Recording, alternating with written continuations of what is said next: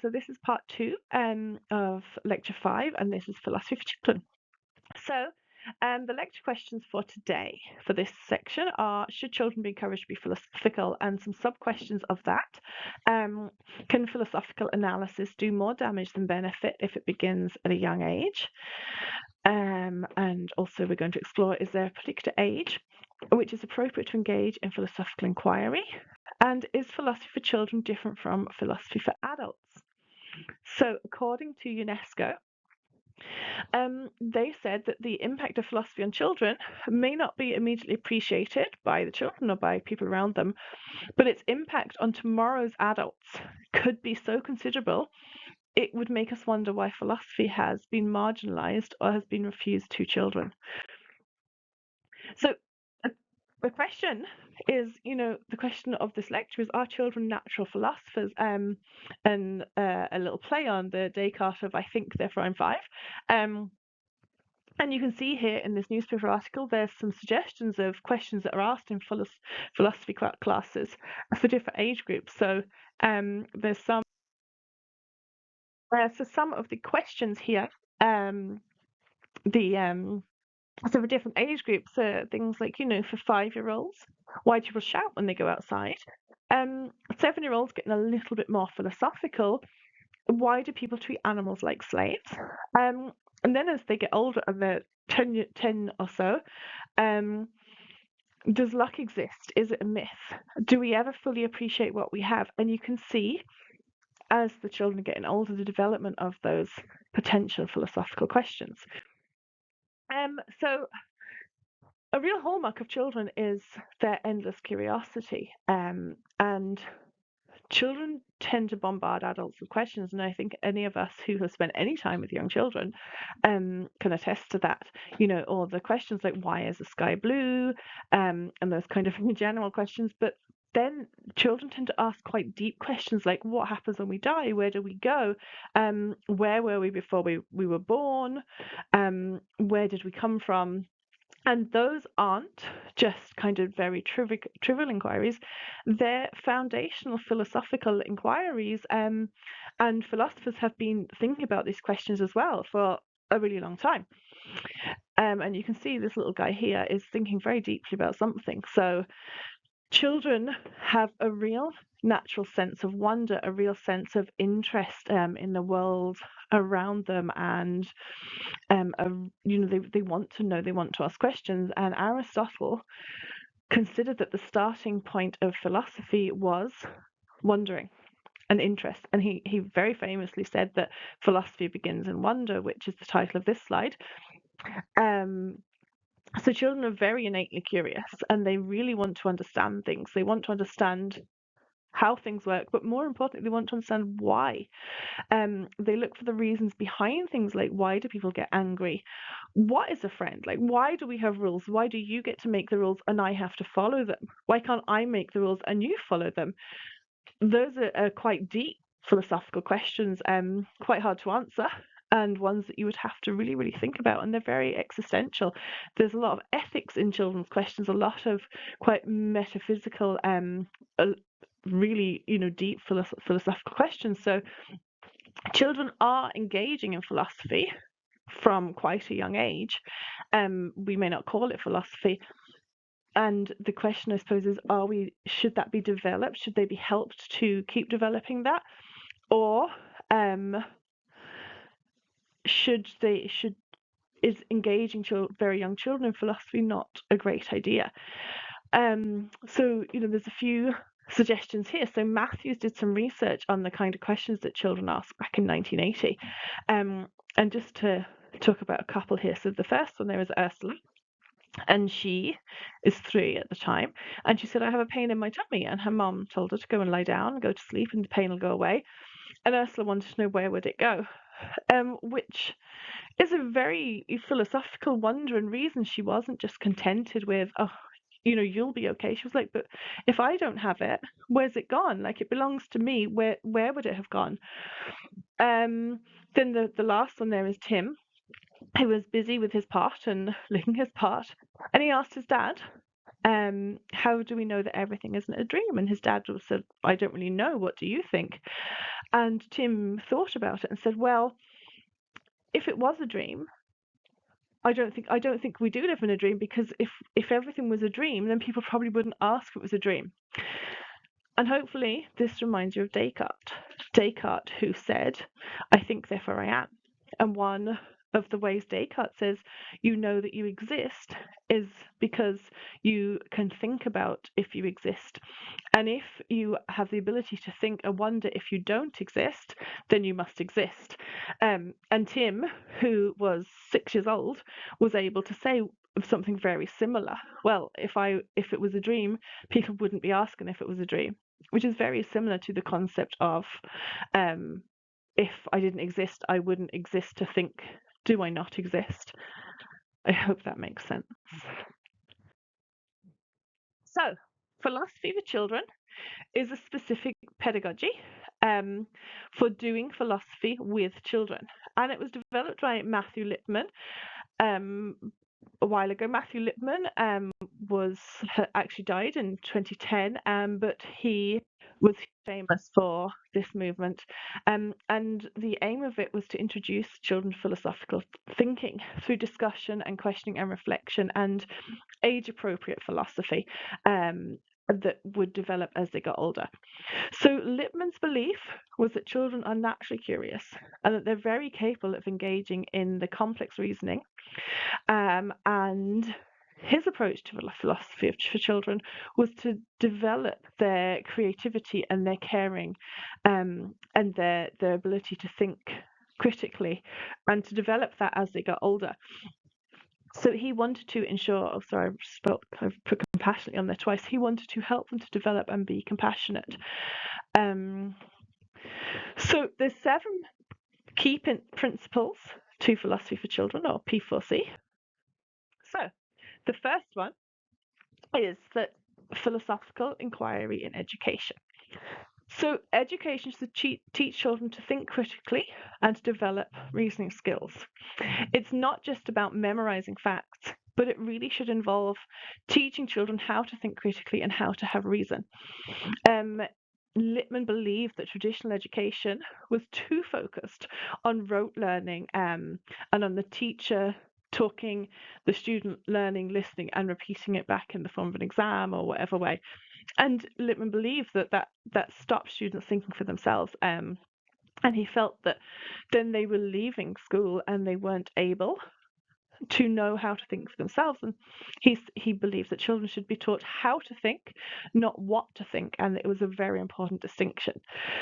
So he wanted to create a space using philosophy that students engage in deep reflective inquiry, and they learn how to think creatively, but also to have compassion for other people and for the world around them. So the second key concept was called community of inquiry. So that's where children are engaging in dialogue, and I talked about dialogue in the previous recording. And the children are collectively exploring philosophical questions. But really importantly, and as I was talking about dialogue, I hope you notice that this kind of comes up a lot, is the ability to listen and to understand other people's viewpoints.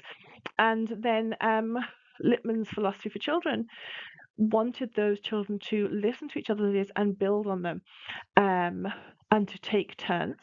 And by doing that and by learning this way, they develop respect, they develop open-mindedness, and they again develop their critical reasoning skills and the ability to take in all this information and develop their own understanding and their own thought processes. So the teacher's role in this is to facilitate that. So they're guiding the discussion, they're helping people take turns, and they're making sure that everyone is getting the chance to have the say. So Lippmann developed a series of philosophical books. Use of philosophical novels is the third concept. And he designed these specifically for these children. So the characters in these novels deal with everyday situations that the children themselves might deal with or may know of, but he focuses it on a very philosophical question. And each book comes along with a teacher's manual, which helps to guide the children and within their discussions. So they'd be exploring issues like ethics, logics, identity, justice, friendships, reality, all those kind of different areas of philosophy, but through a child-friendly way and in a way that they can understand and they can build on and they can discuss with their friends. So he really believed in these three concepts that I mentioned before: the critical, creative, and caring thinking. So the critical thinking was being able to analyze information, to evaluate it, and to reason it out logically. So looking at ideas systematically and really questioning any personal assumptions and being able to see other people's biases and question them. And to think creatively, creative thinking. He wanted to encourage children to have imagination and to be original, and to know that, to learn that those things are okay and that they're good, and to be able to problem solve in creative and new ways, and that to help them come up with new ideas. We would probably call that thinking outside the box. But he believed that the philosophy for children, his approach, would help children learn these things. But very importantly, he also believed that caring was important and that philosophy for children would help to develop their caring. And that would include being sensitive to other people's views.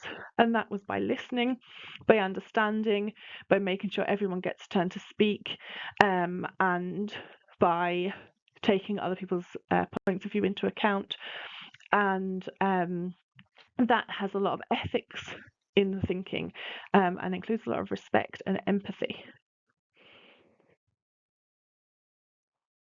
Dialogical learning, and I talked a lot about dialogical dialogue in the last recording. So in philosophy for children, dialogue is the method of learning. So Lippmann didn't believe in lecturing, or the kind of other Freire banking model of education where the teacher talks, the students just take it all in. He believed knowledge is created collaboratively, and students should be asking questions, should be discussing it with the teachers. And the teachers, as I mentioned before, are facilitators, they're guides.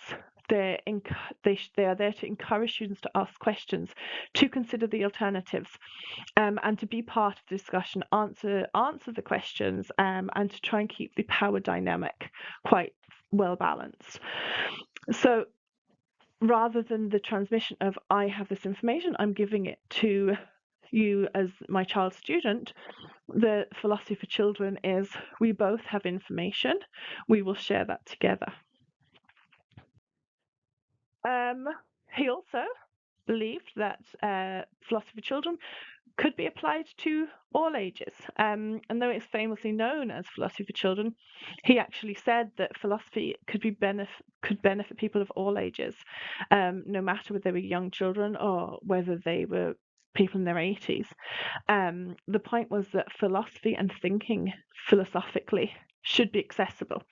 It should help with lifelong learning. It should help these skills such as critical thinking, reading critically, being able to reason, being able to understand other people's viewpoints, and promote caring, and those kind of things.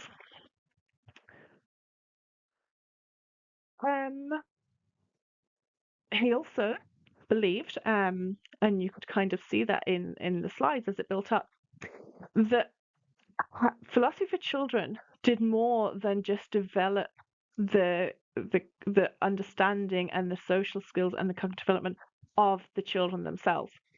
It created a sense of social responsibility, a sense of the importance of each other, of supporting each other, being able to negotiate with different people, understanding different viewpoints, being able to hear what someone else is saying, take in the information, but also hold your own point of view and it not become an argument. And he believed that that would help create better citizens, and better thinkers for society and benefit society as a whole.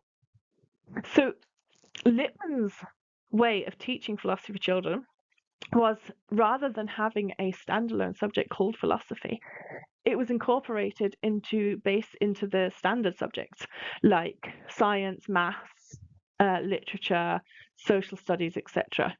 So the idea being that thinking philosophically wasn't just a philosophy; it was it could be applied across any subject, and it makes all subjects more meaningful and more engaging.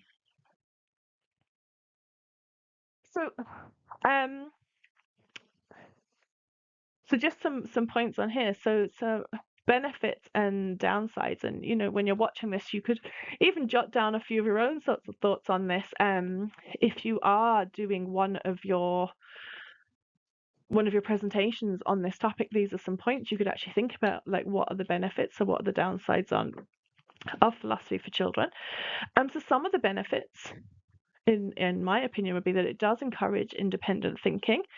And it really does help to build reason. It helps to build some logic, and it helps children to construct arguments and evaluate the evidence that they're given. The communication, I would imagine, would be much better, and it would be worth exploring that if this is something that you're going to do a presentation on, exploring, what long-term skills come from this. It also fosters emotional intelligence because you're teaching children to be more empathic, more respectful, and better at communicating and caring for other people. And then there's the democracy aspect, the thinking about society as a whole. Um, so, okay, so how it works. So the traditional structure would start by the students sitting in a circle, and they take turns to read or act out one of the stories. And that obviously depends on the age group, and there's different stories and styles for different age groups. And then they identify the issues that they want to discuss. So there may be different issues in different stories. So that doing this shows the autonomy of the group, and it allows the children to make decisions themselves. So rather than having the teacher saying, okay, so we read this book and now we're going to concentrate on this, and this is what we're going to work on. The children say, well, these were the issues from this book. Let's focus on this and talk about this. And this is what we're going to work through. So that's the self-directed learning, and the teacher is just there to guide and to make sure that everyone is having their turn, and that there is democracy, that the children democratically decide. So then the group decides on the philosophical question or the problem that they want to work through, and that sets the agenda. So for the remainder of the session, or however long they're doing it for, it could be a week, it could be 2 weeks, they decide all this themselves. They talk this through. They create a community of inquiry, and they address these questions philosophically. And they may decide to just talk it through, but they might decide to act it out. They might decide to do art. They might have different ways of approaching it. But the most important part of philosophy for children is that they're each developing an understanding of this particular topic, both their own understanding, and they're hearing and listening to everyone else's point of view. So developing quite a deep understanding. At the end of the discussion or the project, the community will reflect on how it went, what skills they need to work on in future. So, for example, they might realize that maybe they didn't listen very well. Maybe some people tend to ramble, need to stick to the point a bit more. Maybe they need to be offering better reasons for their point of view, or clarifying other people's point of view before kind of deciding they know what it means, and being open to changing their mind. So those kind of things, they'll have a reflection and talk it through about what could we do better next time. So a study in 1983 found that more than 3,000 students in New Jersey who took a Philosophy for Children course, or took a course that Philosophy for Children is included in, had twice as much academic progress in a year as students who did not take the course. That's an awful lot, and says just from this one particular study would indicate that there's a potential that philosophy of children is working very, very well. There may be studies that say something else. So, the teacher, as the facilitator or the guide, has a really important role to play in philosophy for children. So, in particular, when the students are very new to doing this and they haven't really done it much or they've never done it at all, and they need to learn what to do. So the teacher, as a facilitator, would be spending a lot of time on teaching them or showing them or guiding them on how to work out what is a philosophical question. When you read this book, like, what is philosophy? What is the difference between a philosophical question versus a non-philosophical question? The facilitator will help them to develop those questions, give them different stimuli to understand that and help them develop those skills. So then, once they are starting to read and understand how to develop these questions, the facilitator will make sure that they are, or co-creation, I suppose, of a community of inquiry, to, where possible, ensure that everyone gets to speak, that everyone takes a turn. But the teacher to try to think of themselves as a guide, and not be answering questions. So if the children have a question, it's up to another child to answer or to discuss that between themselves, as opposed to the teacher as an expert who has the answers. The group, the aim would be the group would become self-monitoring and be able to monitor their own behavior in a calm and logical way. But until then, the facilitator would be responsible for making sure that the session runs calmly, and follows the philosophy for children guidelines, things like talking one at a time, staying on topic, taking turns, and that one person isn't dominating all the speaking. So, some philosophers' viewpoints on philosophy for children. And this is philosophy for children, not Lippmann's version, but just generally teaching children philosophy. So, according to Plato, he said, when children get their first taste of philosophy, they treat argument as a form of sport solely for the purpose of contradiction. When someone has proved them wrong, they copy his methods to confute others, delighting like puppies in tugging and tearing at anyone who comes near them. And so, after a long course proving others wrong and being proved wrong themselves, they rush to conclusions that all they once believed is false. As a result, in the eyes of the world, discredit not only themselves, but the whole business of philosophy. So I think Plato was saying that children aren't really able to manage philosophy or to think philosophically. Aristotle said that the father had power over his children based on love and greater age. Children are characterized by physical weakness and moral and spiritual ineptitude. Children cannot be moral because they lack the ability to choose. Unfortunately, Aristotle also believed that slaves, animals, and women also can't be moral because they lack the ability to choose. Children's judgment is deficient, so therefore they should be protected from bad influences. So Aristotle believes that children don't have the ability to be moral, they aren't good at judgment, and that someone else has power over them. So that would possibly indicate that he wouldn't think children can be philosophical. However, Aristotle did talk a lot about cultivating reasonableness in people, and that was part of Lippmann's influence. Whereas young people become accomplished in geometry and mathematics and wise within these limits, prudent young people do not seem to be found. The reason that prudence is concerned with particulars as well as universals, and particulars become known from experience, but a young people lacks experience since some length of time is needed to produce it.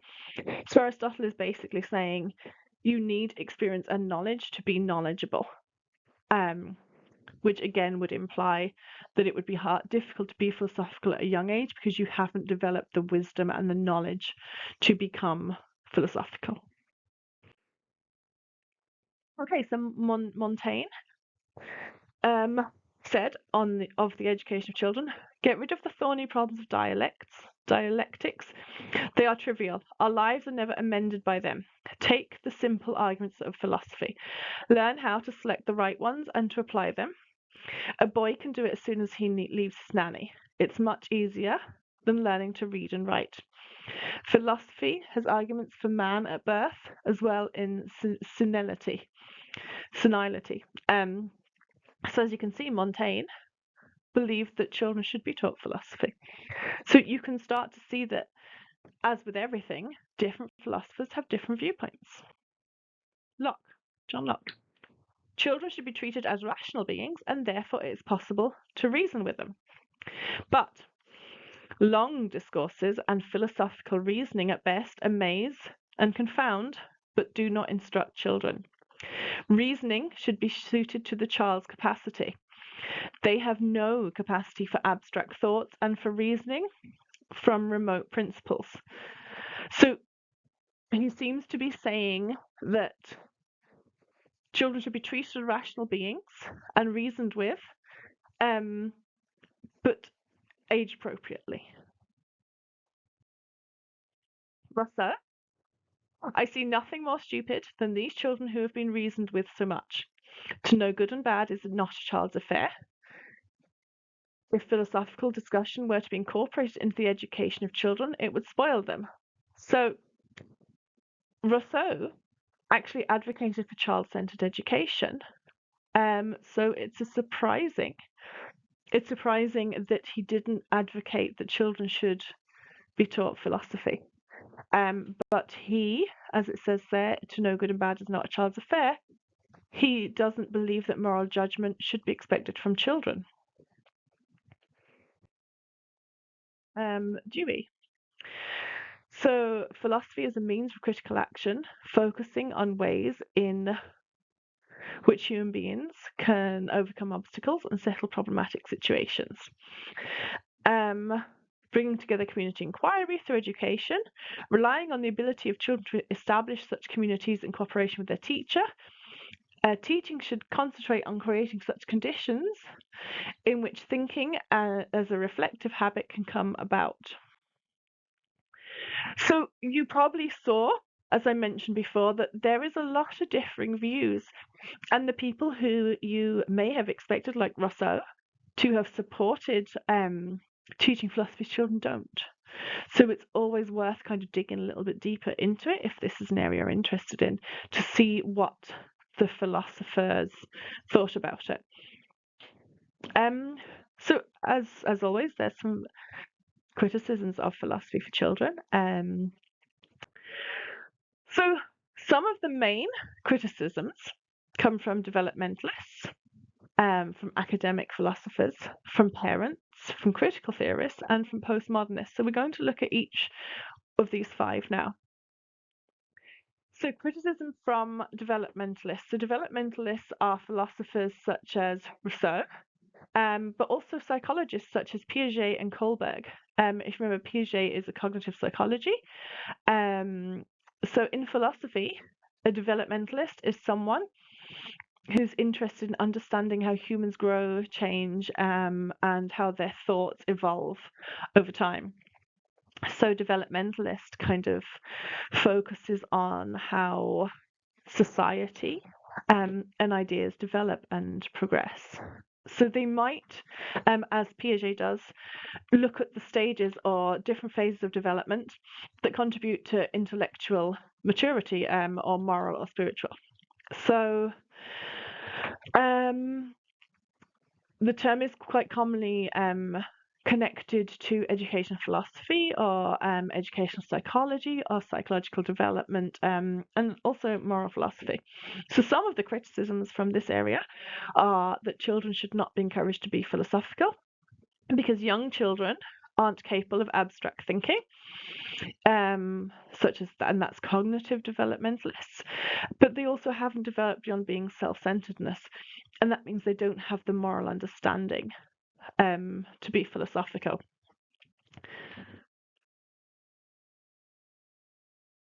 Um, Sorry, apologies there. Some criticism from academic philosophers. So, children should not be encouraged to be philosophical because they lack the knowledge necessary for philosophical analysis. So, they don't have enough understanding for that. They might be capable of some form of reflection, but that shouldn't be labeled as philosophy. And discursive reasoning doesn't equate to philosophy. So, philosophical reasoning is a solitary enterprise, whereas philosophy for children, Lippmann's version, is very much a group activity. And the academic philosophers don't agree that group activity is actually philosophy. They also have said that the approach taken by philosophy for children waters down what it means to actually do philosophy.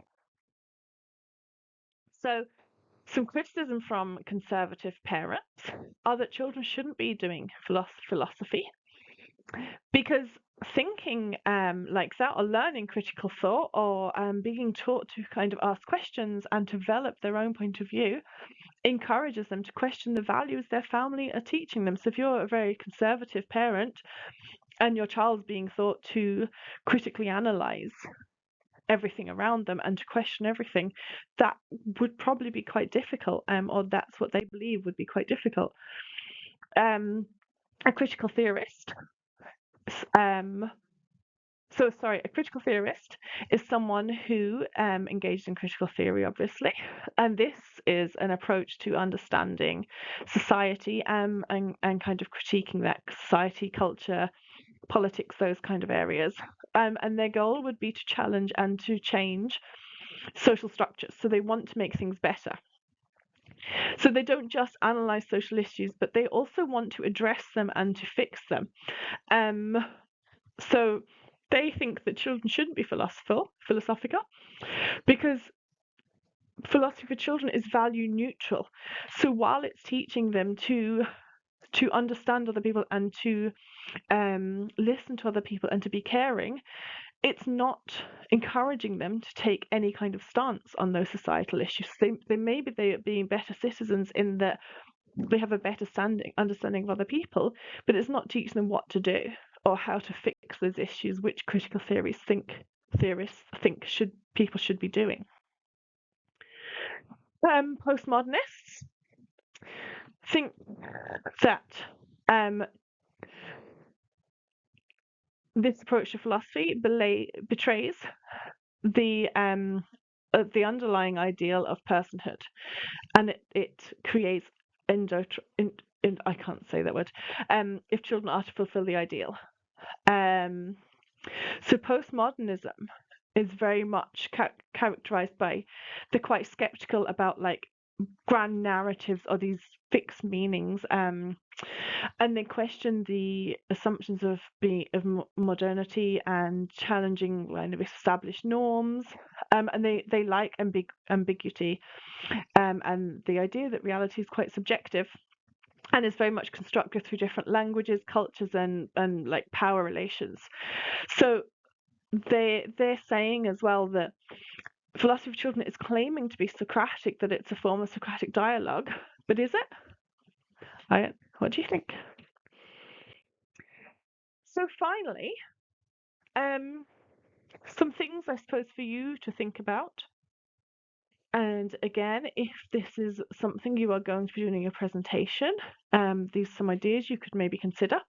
Should philosophy be integrated across the curriculum, as Matthew Lippmann suggested, that it's fed into things like science and maths, and children are taught to just think philosophically in general?